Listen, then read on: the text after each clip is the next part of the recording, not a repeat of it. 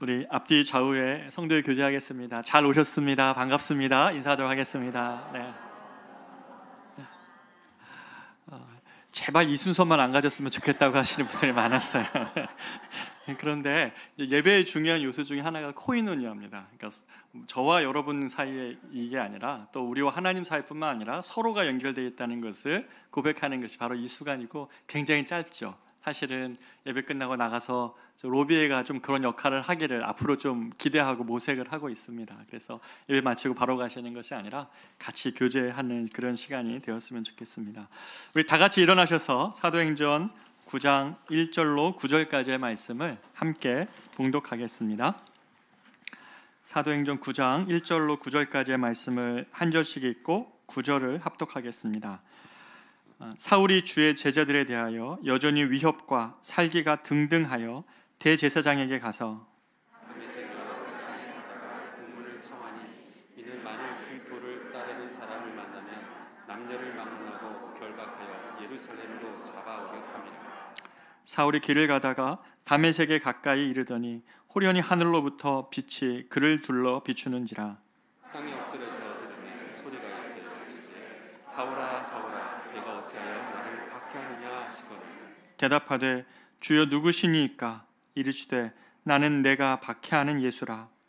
너는 일어나 시내로 들어가라. 내가 행할 것을 네게 이를 자가 있느니라 하시니.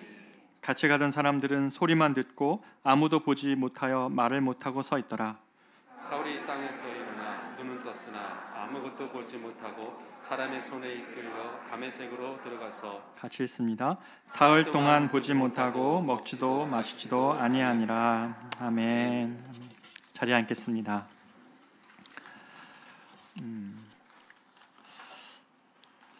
오늘날 우리가 기독교 신앙을 바라볼 때 기독교 신앙이 도전받는 시대라고 생각이 듭니다. 제가 2005년으로 기억하고 있는데, 그때 제가 전에 섬기던 그 사랑의 교회 오카노 목사님이 이런 말씀을 하셨던 기억이 나요.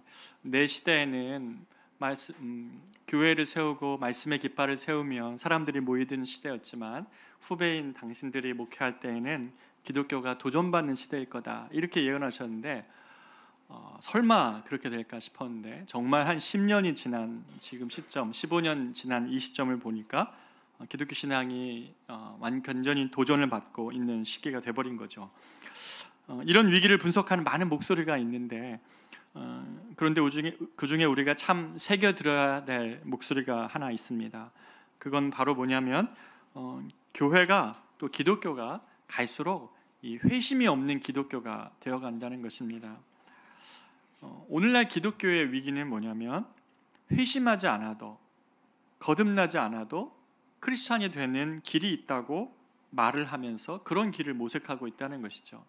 교회 안에 우리의 목표가, 신앙생활하는 목표가 정말 어찌할 수 없는 우리의 자아가 좀 거듭났으면 좋겠다, 좀 우리 안에 있는 내 모습이 좀 중생했으면 좋겠다, 하나님의 그런 진리의 빛 아래서 능력으로 내 영혼이 좀 거듭났으면 좋겠어요.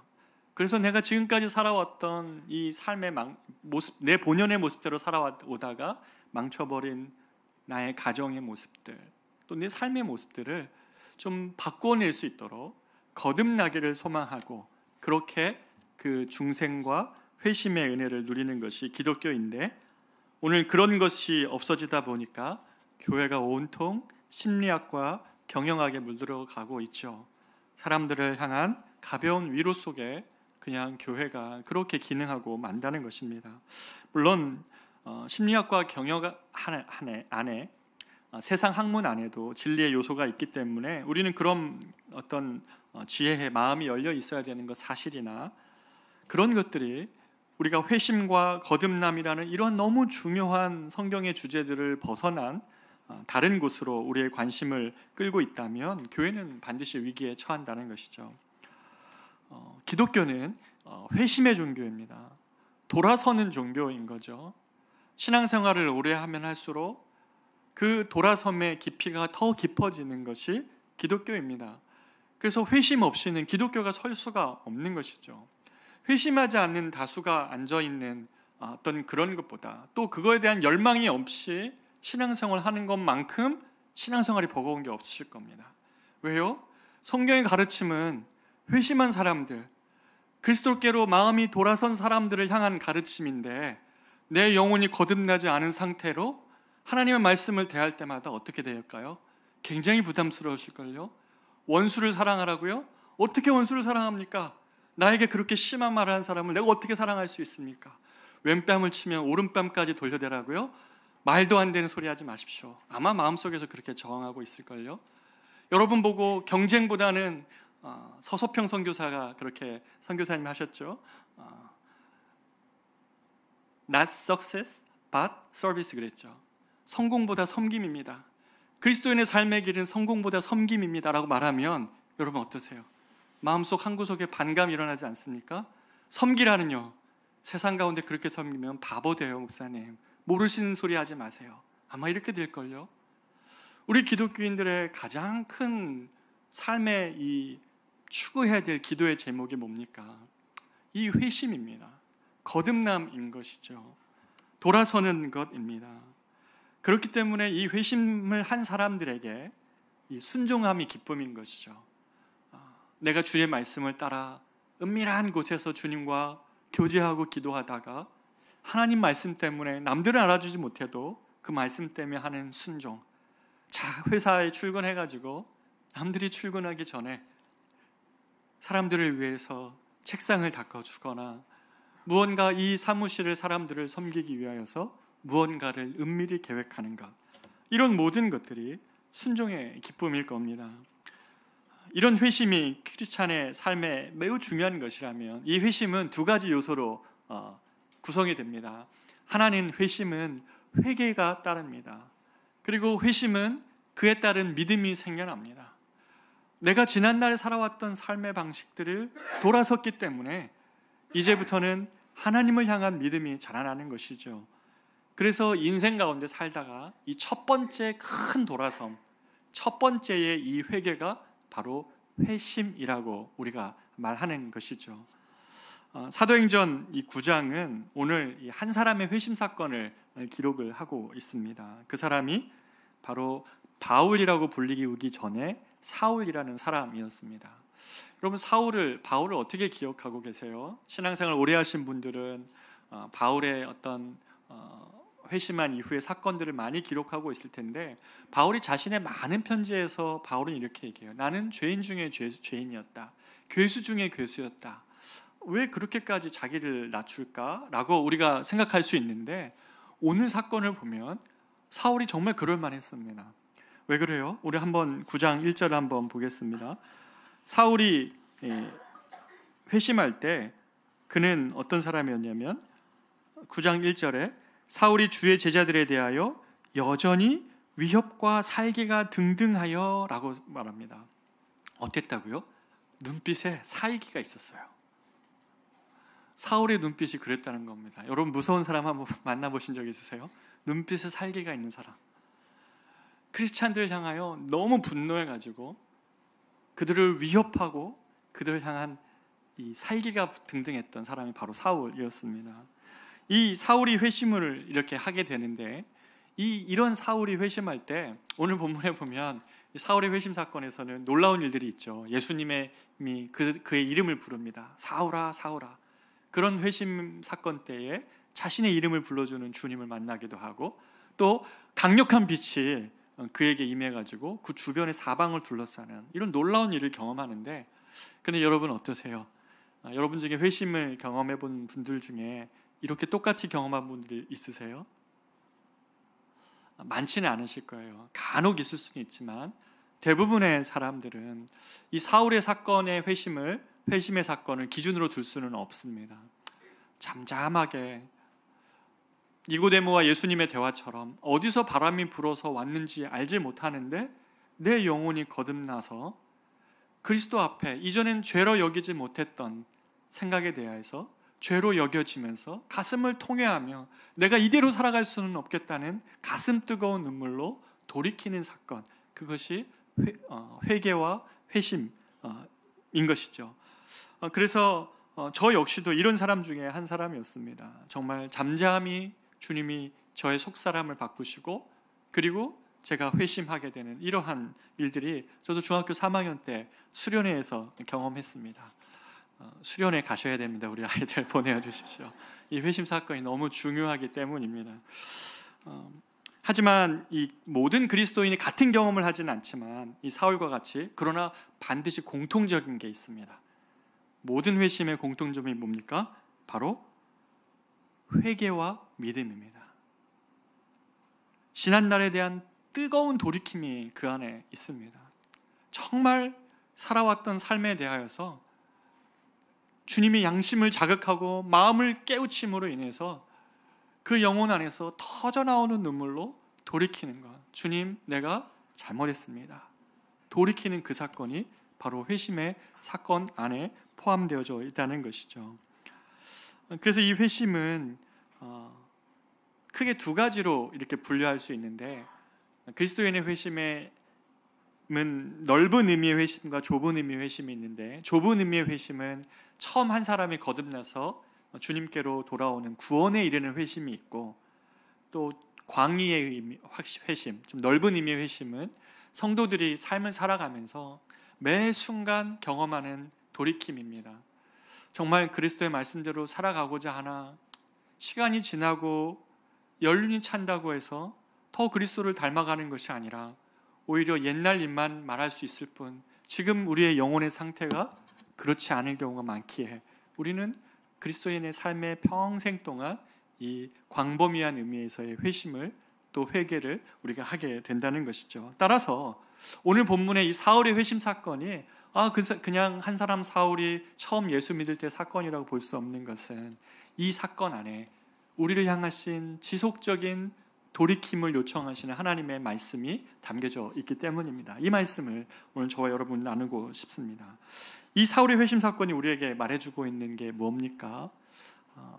첫 번째는 사울의 회심 사건은 우리에게 하나님은 인간의 거절과 인간의 고집을 오직 사랑으로만 꺾으신다는 겁니다. 오늘 본문에 등장하는 사울이 매우 분노하고 있어요. 1절에 보면 그의 마음의 상태를 우리가 아까 읽고 싶었는데요. 사도행전 9장 1절 같이 한번 읽어보겠습니다. 사도행전 9장 1절입니다. 시작. 사울이 주의 제자들에 대하여 여전히 위협과 살개가 등등하여. 사울은 예수의 제자들을 극도로 싫어했습니다. 심지어 그들을 위협하고 죽이고자 하는 그 살기가 눈에 가득했던 사람이었습니다. 그래서 사도행전 8장 3절에 보면 사울이 교회를 잔멸할 새 각 집에 들어가 가지고 남녀를 끌어다가 옥에 넘기니라. 여러분, 이게 아프리카에서 종교전쟁이 일어나면 일어나는 일들 많이 보잖아요.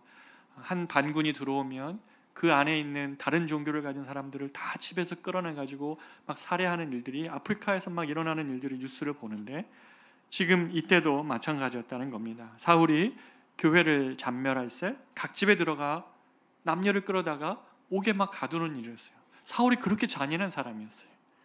그는 잔멸하다 할 때, 이 교회를 잔멸하다 할 때 이 단어가 헬라어 단어로 임마이노마입니다. 임마이노마이. 제가 욕한 거 아닙니다.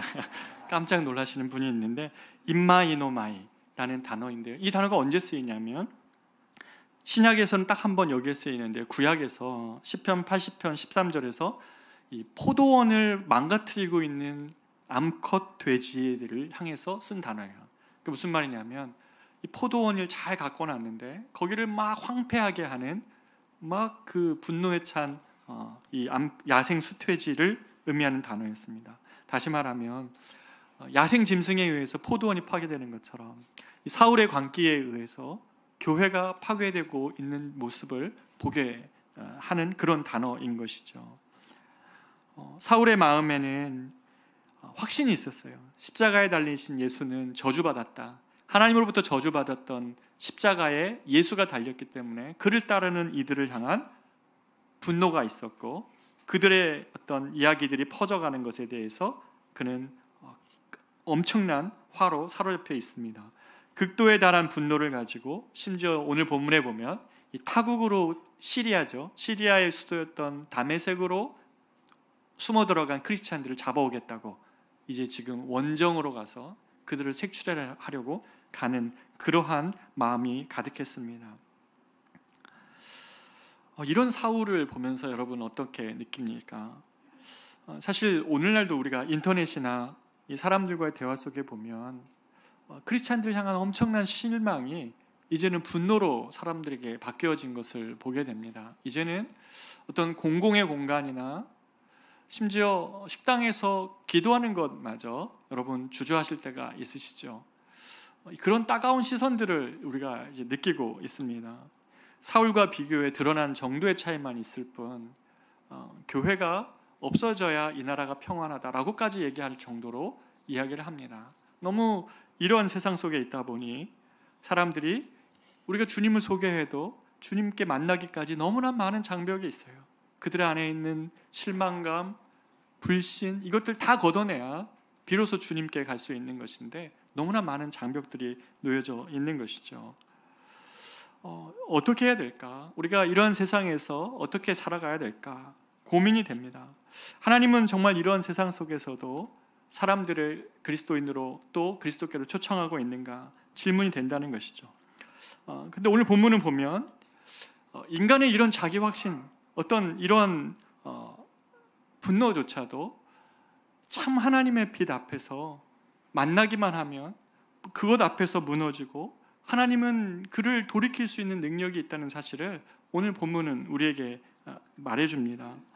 다메섹으로 크리스찬들을 잡아가려고 출발했던 그 사울이 이 다메섹에 거의 가까이 이르렀을 때 갑자기 하늘로부터 호련한 빛 앞에 그가 꼬꾸라져 버립니다. 폭주하고 있는 기관차처럼 분노로 인해서 씩씩대고 있는 이 사울, 그의 내면에 광기 어린 그 내면 때문에 그 눈빛마저 변해버린 그를 하나님이 멈춰 세우십니다. 그러면서 4절에 이렇게 말씀하시는 것이죠. 땅에 엎드려져 들음에 소리가 있어 이르시되 사울아 사울아 내가 어찌하여 나를 박해하느냐, 사울아 사울아 네가 어찌하여 나를 박해하느냐라고 말을 하십니다. 2번이나 부르시죠. 마치 아브라함이 이삭을 제물로 바칠 때 하나님이 아브라함을 세우시듯 아브라함아 아브라함아 멈춰서라고 하시는 것처럼 사울아 사울아 내가 어찌하여 나를 박해하느냐라고 말씀하십니다. 주님은 지금 자신의 백성을 향한 핍박이 나를 향한 것이라고, 나를 향한 것과 동일하다고 말씀하시면서 사울아 사울아 왜 그렇게 하고 있니? 왜 그렇게 분노해 있니?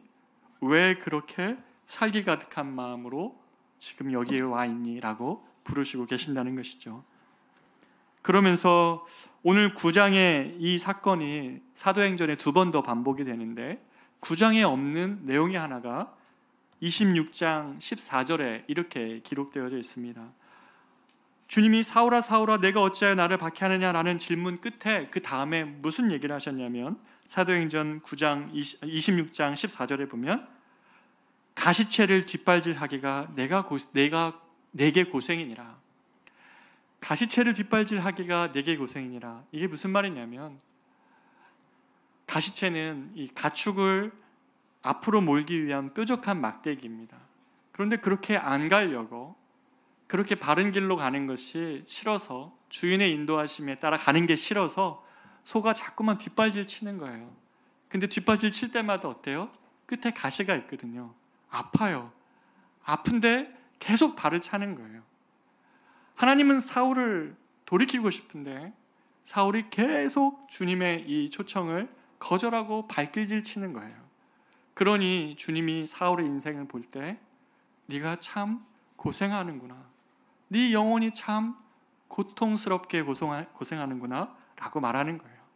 계속 주님은 바른 길로 인도해 주고 싶은데 뒷발질 치며 아니라고, 내가 원하는 대로 내 확신대로 나는 이 길 갈 거라고 치면서 살고 있는 사울의 영혼의 내면을 보시면서 사울아 사울아 내가 왜 나를 박해하느냐, 내가 가시채를 뒷발질하기가 내게 고생이니라 라고 말하고 계시는 것이죠.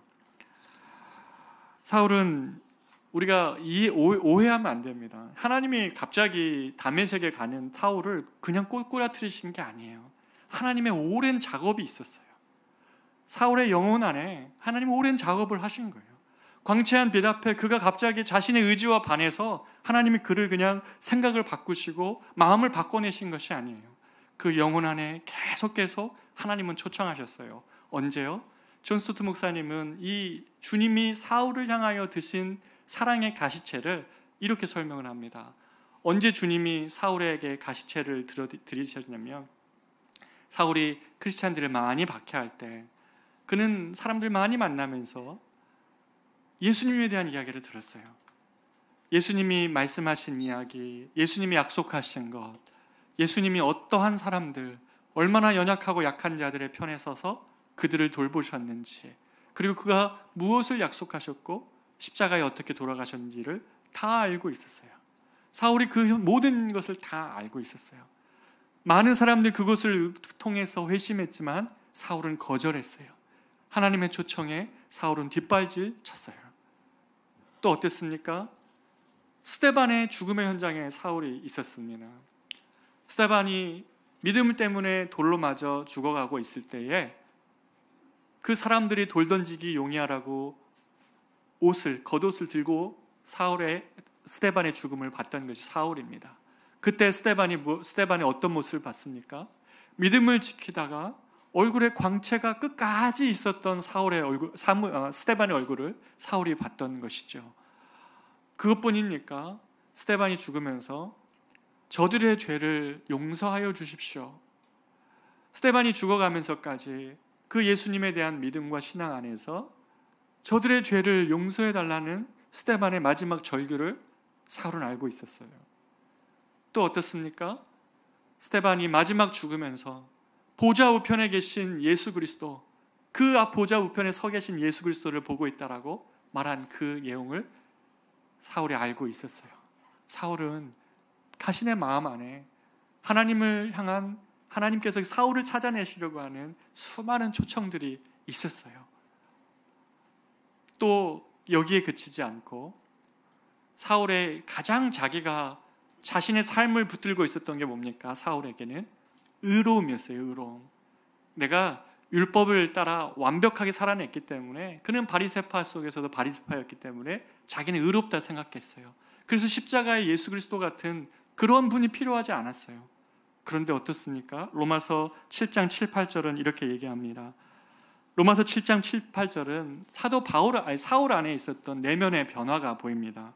율법으로 말미암지 않고는 내가 죄를 알지 못하였으니 곧 율법이 탐내지 말라 아니하였더라면 내가 탐심을 알지 못하였으리라. 그러나 죄가 기회를 타서 계명으로 말미암아 내 속에서 온갖 탐심을 이루었나니. 여러분, 지금 사울이 어떤 순간이냐면 자기 확신이 깨지고 있는 거예요. 자기를 둘러싼, 자기는 의인이어야 되는데 자기 안에 있는 탐심이, 온갖 탐심이 자기를 사로잡는 걸 보면서 사울이 마지막까지 붙을 수 있었던 자존심, 자기 확신, 이게 깨져버렸어요. 나는 의롭지 않은 사람이구나.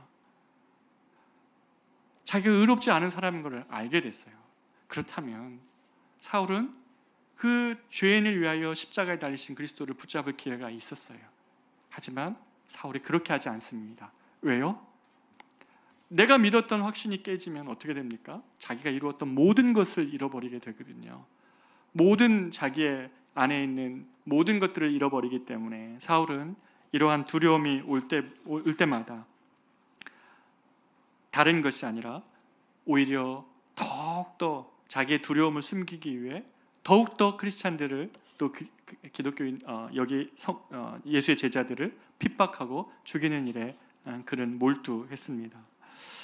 사랑하는 여러분, 사람들은요, 우리 모두가 마찬가지인데 우리가 그리스도가 우리 안에 확신이 되지 않으면, 그리스도 안에 우리 안에 서지 않으면 우리는 누군가를 의지해야 됩니다. 무언가를 의지해야 됩니다. 다른 종교로 가든지 아니면 오늘날에 말하고 있는 자기 자신을 의지해야 됩니다. 자기에 대한 확신이 없으면 세상을 살아갈 수가 없다고 오늘 세상은 말하고죠. 기독교는 약한 사람들이나 믿는 종교지 어떻게 신을 믿냐, 나를 믿어라, 차라리 나에 대한 확신을 더 강화시켜라 라고 얘기하면서 자신에 대한 자존감과 확신을 계속 심어주는 것이 오늘날의 세상이에요. 사울 역시 자기가 하는 이 광포한 일에 대한 확신이 필요했기 때문에 그 불안이 올 때마다 더욱더 더 열심히 이 광포한 일과 이 살기 어린 행동들을 했고 더욱더 잔인해졌죠. 마지막에는 살인도 서슴지 않았던 것이 사울입니다. 그렇게 사울은 내가 정말 죄인 중에 죄인이었고 괴수 중에 괴수였다는 말이 맞아요. 사울은 정말 그렇게 살았습니다. 자기 안의 확신이 무너지면 모든 것을 잃어버리는 것이기 때문에 그는 극도의 불안과 분노와 불안으로 자기 내면을 채우고 있었던 것입니다. 그런데 주님이 오늘 사울에게 다가와 말씀하시는 거죠. 사울아 사울아 어찌하여 내가 나를 핍박하느냐. 가시채를 뒷발질하는 그런 삶이 너무 힘들지 않니? 네가 그 삶을 그냥 내려놓고 네가 틀렸다는 것 인정하고 돌아오면 되는데, 네가 잘못 가고 있다는 것 인정하고 돌아오면 되는데 언제까지 그렇게 가시채를 뒷발질하는 이 황소와 같은 그러한 고통 속에 계속 있을 거니? 라고 말씀하시는 것이죠. 주님은 여러모로 사울에게 다가가기를 원하셨고 스데반의 말과 모습, 얼굴의 광채 통해 또 사울 안에 있는 자기 무너짐을 통해서 주님은 사울을 초청하고 계셨습니다. 주님은 우리에게 주님을 인정하는 것이 실패가 아니라고 말합니다. 사울에게도 주님을 인정해봐. 네가 나를 인정해보라고. 주님을 삶에서 인정하는 것이 나약한 자들의 선택이 아니라고 오늘 본문은 말씀하고 계시는 것이죠. 모든 순간을 통해서 예수님은 사울을 초청하고 있는데 사울은 이것을 넘어가지 못하고 주님께로 떨어지지 못하고 계속 마치 뒷발질 치듯 그 아픔의 상처를 더해가고 있는 것입니다. 놀라운 것은 하나님은 추격하시는 하나님이세요. 사울의 그러한 것을, 우리들의 그러한 것을 하나님으로부터 등져 있고 하나님께 무언가 실망해 있고 하나님께 향하여서 하나님은 하나님이고 내일은 내일입니다. 이 영역만큼은 내가 한번 당신 간섭하지 말고 내가 해보겠습니다 라고 말하며 우리 삶을 그렇게 몰아가요. 그러면서 너무나 많은 순간 우리는 이 세상의 끝없는 경쟁과 또 끝없는 이 세상 속에서 우리는 많은 순간 좌절하고 넘어진 모습들로 우리 삶의 뒷모습을 보면 많이 있습니다. 이렇게 되었을 때에 우리는 시편 139편 이 시편 다윗의 모습 이야기가 우리가 주목해야 될 말씀입니다. 시편 139편에 시인은 이렇게 노래를 합니다. 1절 보면 여호와여 주께서 나를 살펴보셨으므로 나를 아시나이다. 주께서 내가 앉고 일어섬을 아시고 멀리서도 나의 생각을 밝히 아시오며 나의 모든 길과 내가 눕는 것을 살펴보셨으므로 나의 모든 행위를 익히 아시오니. 시인이 지금 주님 앞에서 뭐라고 얘기합니까? 주님이 나를 살펴보시고 나를 잘 아신다고. 사울이 누구에게도 얘기하지 않았지만 자기 안에 일어나는 이 변화와 이 모든 주님의 사랑의 초청의 순간들에 거부했던 나를 주님이 나를 너무 잘 아신다고 하는 것과 동일한 거죠. 나를 살펴보시고 나를 아시나이다. 멀리서도 내 생각을 밝히 아십니다. 주님은 내가 나의 모든 길과 내 눕는 것을 살펴보셨으므로 나의 모든 행위를 아시오니라고 시편 139편 기자가 말하는 것처럼 우리가 인생에 주님을 떠나서 또 주님과 등을 지고 하나님 이 부분만큼은 내가 당신을 받아들이고 인정할 수 없습니다라고 말하며 애써 나의 확신으로 살아가려고 하는 그 일에 대하여서 주님은 추격하십니다. 왜냐하면 회심이라는 건 그런 게 아니거든요. 온전한 돌아섬이고 온전한 돌아섬을 통한 하나님의 온전한 보호와 온전한 평안이기 때문에 하나님은 그 끝까지 추적을 하세요. 그래서 시편 139편 9절 10절에는 이렇게 기록되어 있습니다. 내가 새벽 날개를 치며 바다 끝에 가서 거주할지라도 거기서도 주의 손이 나를 인도하시며 주의 오른손이 나를 붙드시니이다. 이 찬양 있잖아요. 주의 신을 내가 떠나 어디로 피하리까? 주는 모든 것 아시오니 어디로 다니리까? 내가 새벽 날개 치며 저 바다 끝에 거해도 어둠도 숨기지 못하리라. 주님의 손이 날 인도해. 하나님을 향한 실망 때문에 이제 주님이 없이 내 확신으로 살아가고 내가 어찌게든지 이 영역을 지켜내려는 그런 정말 굳은 마음으로 살아가지만 주님을 응답하지 않는 주님이 실망스럽고 변화를 만들어내지 않는 주님이 실망스러워서 바다 저 끝에 가서 거기서 가면 내가 주님께 숨을 수 있겠지라고 거기서 거주하고 있는 그를 향해 시편 기자는 주님이 거기서도 나를 발견하셨다. 거기서도 주님의 손이 나를 인도하셔서 주의 오른손이 나를 붙드시리이다.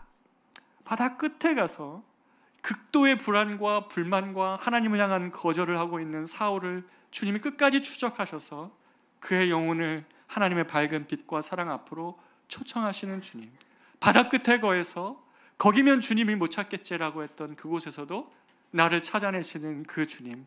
거기서도 주님의 오른손이 나를 붙들어 주셨다는 이 고백과 이 사랑 때문에 사울이 하나님께로 떨어진 겁니다. 하나님께로 회심한 거죠. 자신의 붙드는 삶, 자기 확신이 아니라 주님을 의지하는 삶으로 그가 돌아선 것이죠. 하나님은 이렇게 사랑하는 여러분, 우리의 삶을 추격하내십니다. 하나님 멈추지 않으세요. 저와 여러분이 하나님을 향하여 실망하여서 멀리 떠나가고 최대한 멀리 가도 그곳에서도 우리를 찾아내시는 분이 주님이십니다. 어떤 부분에서 여러분 마음이 상해져 있습니까? 어떤 부분 때문에 광포한 마음과 분노와 어떤 정말 눈에 가득한 살기 같은 마음으로 세상을 살아가고 계십니까? 하나님의 이 추격전을 끊을 수 있고 회피할 수 있는 사람은 하나도 없습니다. 주님의 이 사랑의 추격 앞에 고집센 이 자기 확신을 멈춘 사울이 그때 해야만 비로소 평안을 찾습니다. 광포했던 그의 눈이 변했고 분노로 가득했던 그의 영혼이 잠잠함을 찾게 된 것은 이 주님을 인정할 때였어요. 더 이상 발길짓 하는 것이 아니라 주님의 이 초청을 계속 발길짓 하는 것이 아니라 주여 맞습니다. 내가 틀렸습니다. 내가 주님을 의지합니다. 라는 이 고백으로 돌아설 때 사울의 광기가 풀렸고 그의 영혼이 변화를 경험을 합니다. 사랑하는 여러분, 그런데 우리는 많은 순간 우리가 틀렸다는 걸 인정하는 게 굉장히 어려워요. 나이가 더 들어가고 사회적인 지위가 생기면 생길수록 그 내가 틀렸다는 말을 하는 것이 정말 어렵습니다.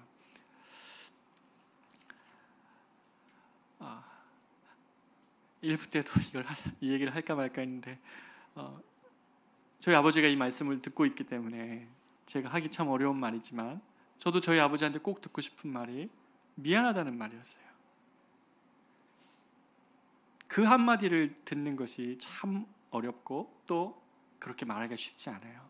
왜냐하면 모든 삶에 대해서 내가 잘못됐다는 것을 인정하고 그렇게 고백해야 되기 때문인 것이죠.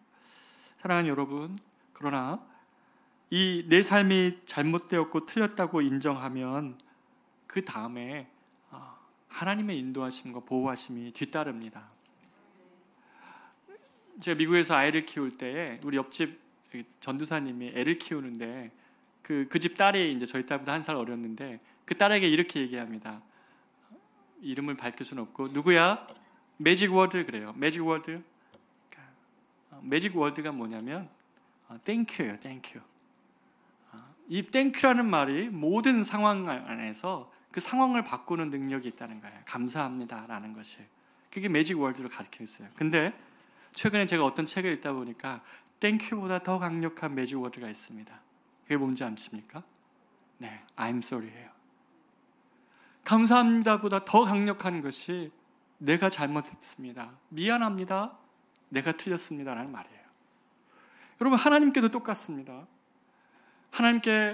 하나님과 우리 사이의 관계, 내 삶에 이러한 광기 어린 분노와 불안으로 다 가득 찬 내 삶을 바꿀 수 있는 매직 워드가 뭡니까? 하나님, 내가 틀렸습니다. 내가 잘못했습니다. 하나님, 내가 회개합니다 라는 단어예요. 여러분, 이 고백을 언제 하고 계세요? 언제 최근에 하셨어요? 그냥 나의 연약함이 아니라 실은 많은 것들은 우리의 죄예요. 많은 것들은 우리가 하나님을 향한 불의고, 많은 것들은 우리가 하나님을 향한 불충성이에요. 그런데 우리는 이걸 다 연약함으로 포장해요. 그러니 회개가 없죠. 내 연약함인데 이게 왜 회개가 됩니까? 그러나 더 많은 순간 우리는 주님을 배신하고 주님의 마음 앞에 돌아서고 하나님의 사랑을 거절하고 있어요.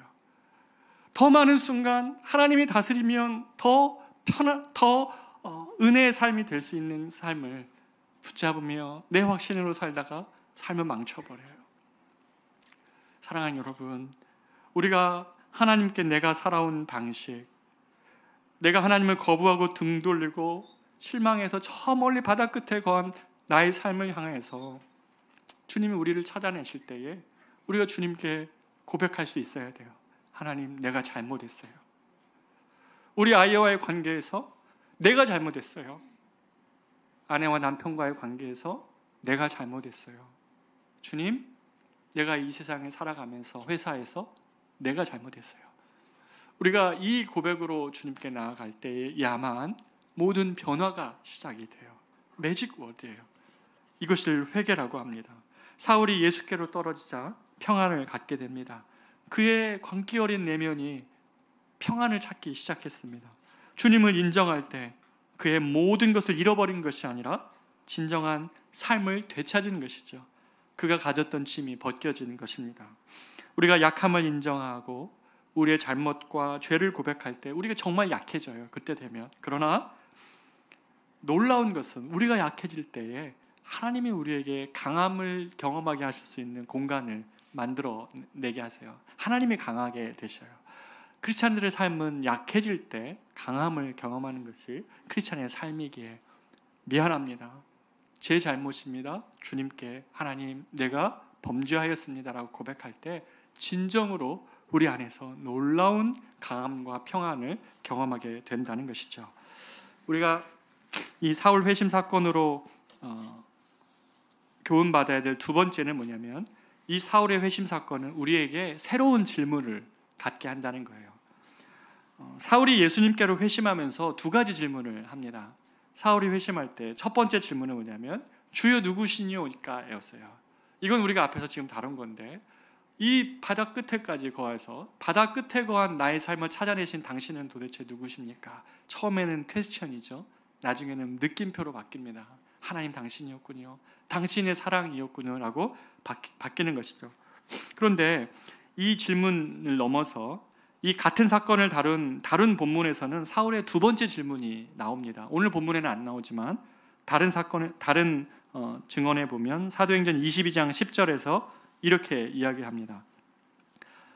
주여 누구시오니까 라는 질문 다음에 사울이 했던 두 번째 질문, 내가 이르되 주님 무엇을 하리이까요? 회심한 사람들의 가슴 안에 있는 질문이 뭡니까? 주님, 내가 이제 무엇을 하며 살아야 되겠습니까? 나의 인생에서 이제 내가 나의 삶의 키를 붙잡고 일을 하는 거 아니고, 내 삶의 키를 붙잡고 내가 붙잡고 내 가정을 이끌어가는 것 아니고, 내가 붙잡고 나의 젊음의 때를 살아가는 것 아니라면, 주님, 나의 젊음의 때에 나의 가정에서 나의 남은 삶 동안 내가 무엇을 하며 살아야겠습니까? 라는 질문으로 반드시 가게 되어져 있는 것이죠. 이것이 소명이라고 합니다. 하늘의 부르심이라는 것이죠. 회심한 사람에게 나오는 질문이고 또 그런 물음인 것이죠. 사도행전 26장 17, 18절 보면 이 사울의 질문에 대해서 주님은 이렇게 소명을 주십니다. 이스라엘과 이방인들에게서 내가 너를 구원하여 그들에게 보내어 그 눈을 뜨게 하여 어둠에서 빛으로 사탄의 권세에서 하나님께로 돌아오게 하고 이것이 너를 향한 나의 부르심이다라고 말씀하고 계시는 것이죠.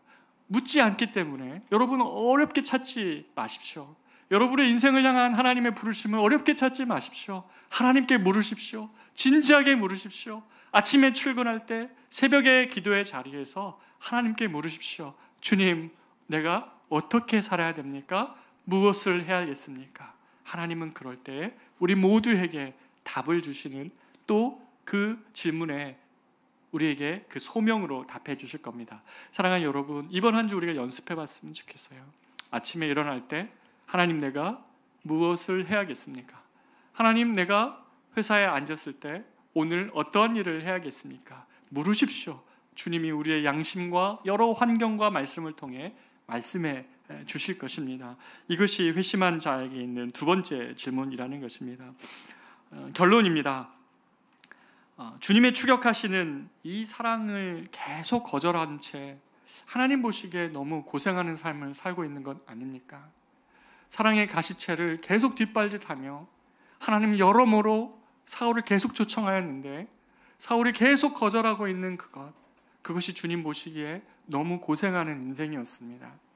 이곳에 있는 우리 남자 성도님들, 온라인으로 드리는 우리 성도님들, 여러분의 마음 가운데 내가 내 확신이 아니면 내 삶을 지탱할 수 없다는 그것 한번 내려봐 주십시오. 마음 안에 있는 분노와 불안과 광기 어린 눈빛이 아니라 하나님이 주시는, 주님께 맡겨드릴 때에 주님이 주시는 평안과 기쁨을 하나님이 여러분 가운데 되찾게 하실 것입니다. 주님을 삶의 주인으로 인정하는 것은 나약한 자들의 선택이 절대 아닙니다. 마음이 약한 자들이 하나님을 믿고 의지하는 것이 아니라 어떻게 보면 용기입니다. 내 삶의 주권을 내가 붙드는 것이 쉽지 하나님께 의지하는 것은 용기가 필요합니다. 그러나 그렇게 맡겨드릴 때 하나님은 우리 삶 가운데 역사하시고 일하시겠다고 성경은 수도 없이 우리에게 약속해 주고 계십니다. 가시도 친 채취를 계속 발길하며 주의 사랑을 멀리하고 등 돌리지 마십시오. 하나님은 여러분을 찾아내십니다. 여러분을 반드시 찾아내시고 새벽 날개치며 떠나간 그곳에서도 주의 손이 우리 삶을 붙들고 계실 것입니다. 그것이 주의 약속입니다.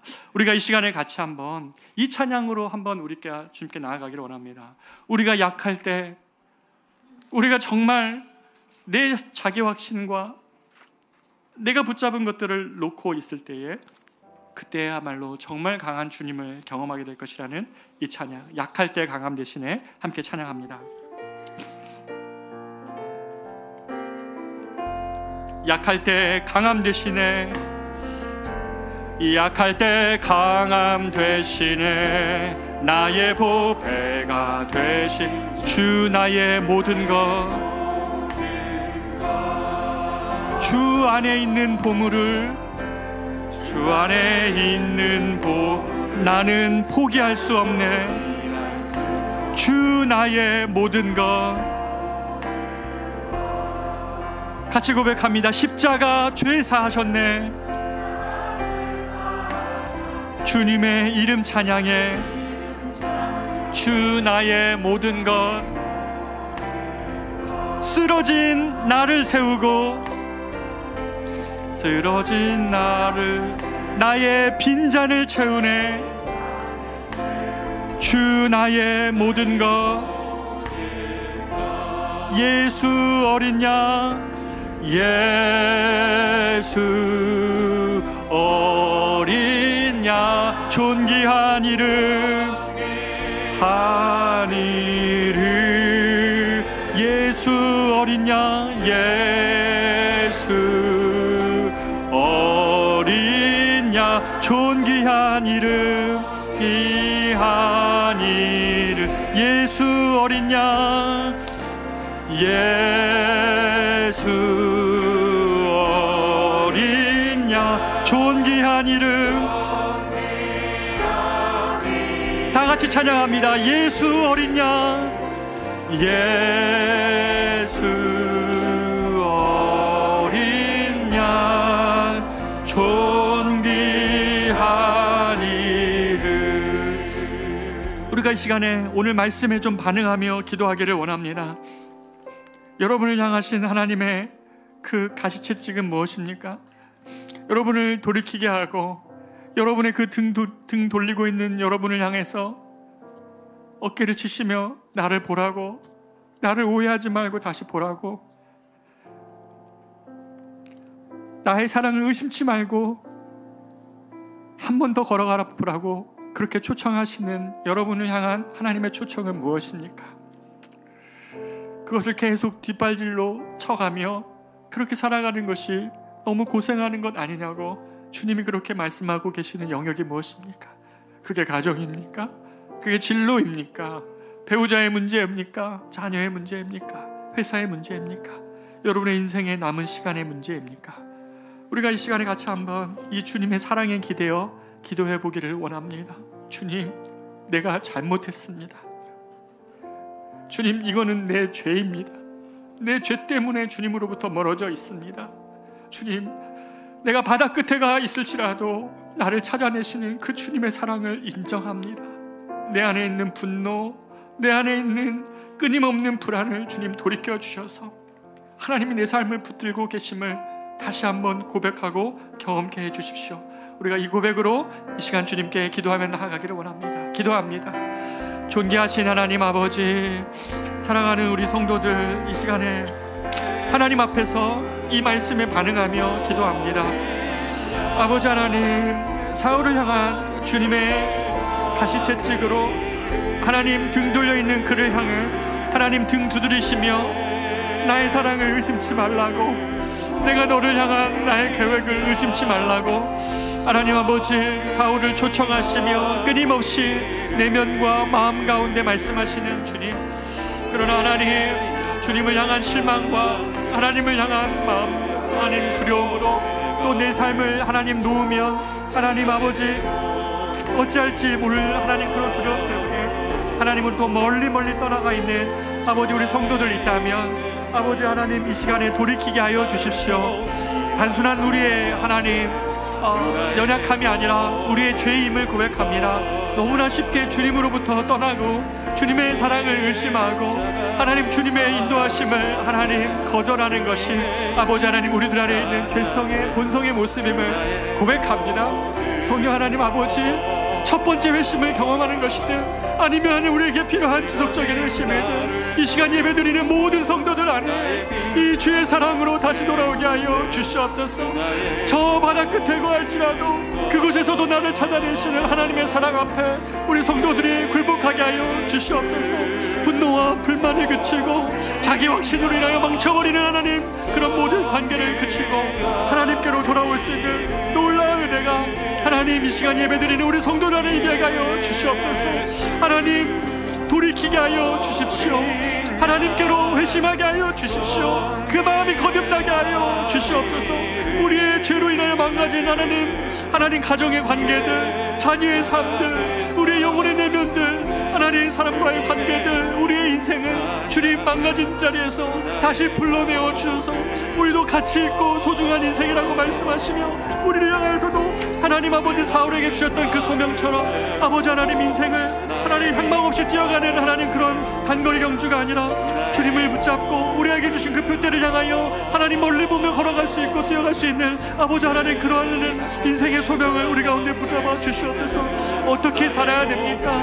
우리가 주님 앞에 돌아가오니 어떻게 살아야 가는지, 우리의 남은 삶을 또 우리의 젊음의 때를 아버지 하나님 어떻게 살아가야 되는지 주님께 물을 때에 주님은 답하실 것입니다. 묻지 않기에 하되고 묻지 않기에 하나님 내 생각에 오른 대로 살아가는 그렇게 하나님 방황하는 인생이 아니라 하나님께 물으며 내가 어찌해 살아가야겠습니까? 라고 물을 때 말씀하시고 인도하시는 그 주님을 사랑하는 우리 성도들이 깊이 경험할 수 있도록 주님 도와주시옵소서.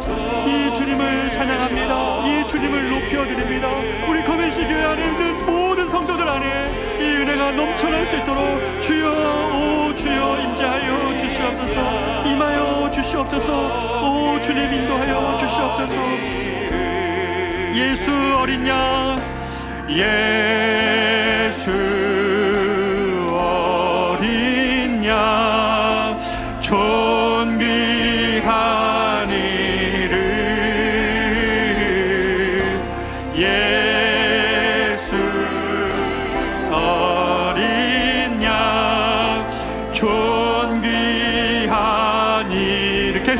고백합니다. 예수 어린 양, 예수 어린 양, 존귀한 이름. 예수 어린 양, 예수 어린 양, 존귀한 이름. 하나님 크신 사랑을 증량 다 못하며 영원히 변치 않는 사랑 성도여 찬양. 하나님 크신 사랑을, 하나님 크신 사랑을 증량 다 못하며 영원히 변치 않는 사랑 성도여 찬양. 다 같이 일어나셔서 고백하시겠습니다. 그 크신 하나님의 말로 다 형용 못하네. 저 높고 높은 별을 넘어 이 낮고 낮은 땅 위에 죄 범한 영혼 구하려 그 아들 보내사 화목제물 삼으시고 죄 용서하셨네. 다 같이 고백합니다. 하나님 크신 사랑은, 하나님 크신 사랑 측량 다 못하며 영원히 변치 않는 사랑, 변치 않는 성도여 찬양하세. 주님께 다시 한번 고백합니다. 하나님 크신 사랑은, 하나님 크신 사랑을 측량 다 못하며 영원히 변치 않는 사랑, 변치 않는 성도여 찬양하세. 하나님 크신 사랑을 증량 다 못하며 영원히 변치 않는 사랑 성도여 찬양하세.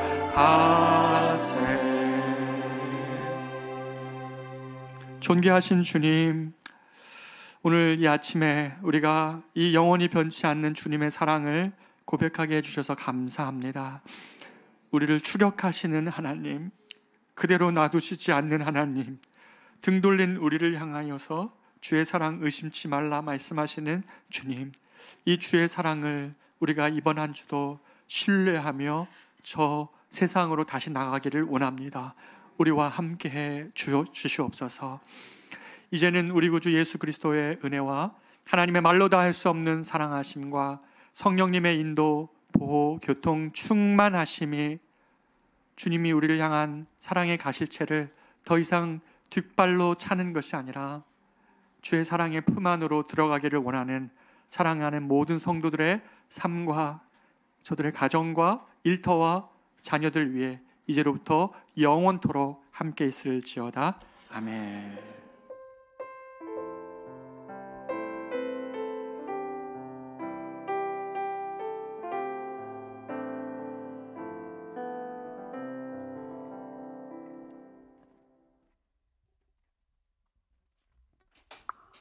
할렐루야. 한 주 동안도 말씀으로 승리하시길 바랍니다.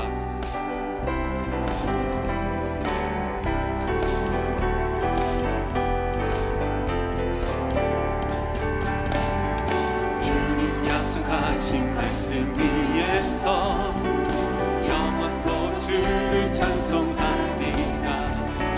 소리 높여 주께 영광 돌리며 약속 믿고 굳게 서리라. 굳게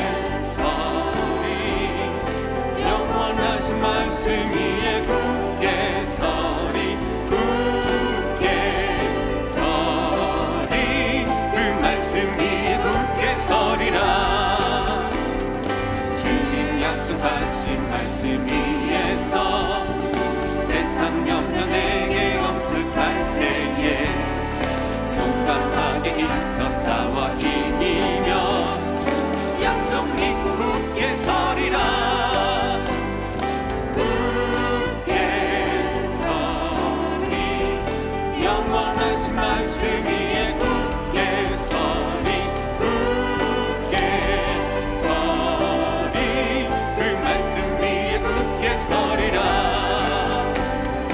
주님 약속하신 말씀 위에서 영원하신 주의 사랑 힘입고 성령으로 힘써 싸워 이기며 약속 믿고 굳게 서리라 굳게 서리 영원하신 말씀 위에 굳게 서리 굳게 서리 굳게 서리라 굳게 서리 굳게 서리 영원하신 말씀